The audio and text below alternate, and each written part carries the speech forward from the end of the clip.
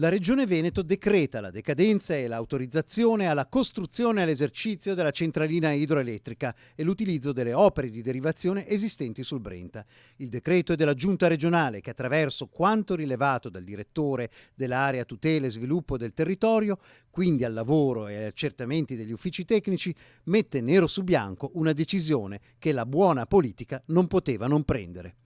Il progetto speculativo di privati che vogliono costruire ad uso privato con guadagni privati una struttura per l'energia idroelettrica nel cuore pubblico e medievale di una delle città più belle del Veneto, a pochi passi dal Ponte Vecchio monumento nazionale, vede ora scritto un capitolo importante verso il buonsenso, la tutela del territorio, la valorizzazione del rapporto tra tessuto urbano storico e il fiume Brenta e verso il rispetto di buone pratiche di gestione di beni pubblici di natura storico, archeologica e paesaggistica.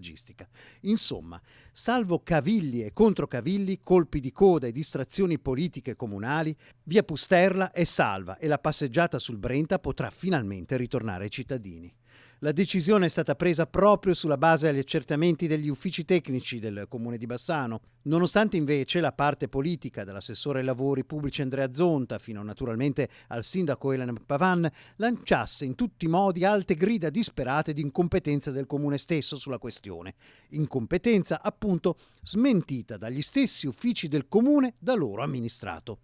La battaglia per la salvaguardia del Brenta e del centro storico dallo scellerato progetto della centralina, definizione d'Italia Nostra, non è stata e non è certamente una battaglia politica. Alla giunta bassanese di centrodestra ha supplito con grande sensibilità per il proprio territorio proprio la stessa giunta regionale di centrodestra della regione, grazie alla sensibilità del governatore Luca Zaia, dell'assessore Giampaolo Bottaccin e del capogruppo in consiglio Nicola Finco, tutti della Lega, a dimostrazione che la squadra in cui giocare è prima di tutto il Veneto e la sua salvaguardia per le generazioni future.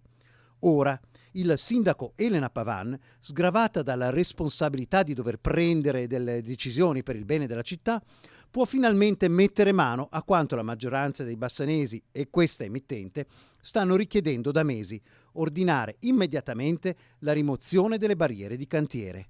Anche perché, lo sottolineiamo, la Giunta regionale nel documento ricorda anche che da adesso ci sono vincoli della soprintendenza da rispettare. E forse a questo punto la responsabilità politica del sindaco Pavan di fronte alla città è enorme, o dalla parte di Bassano o dalla parte di chi vuole una centralina idroelettrica sul Brenta. Non c'è una terza via, non c'è rifugio tra i codicilli, non c'è porta che possa chiudersi sulla trasparenza. Si è in piazza, da soli, davanti ai cittadini.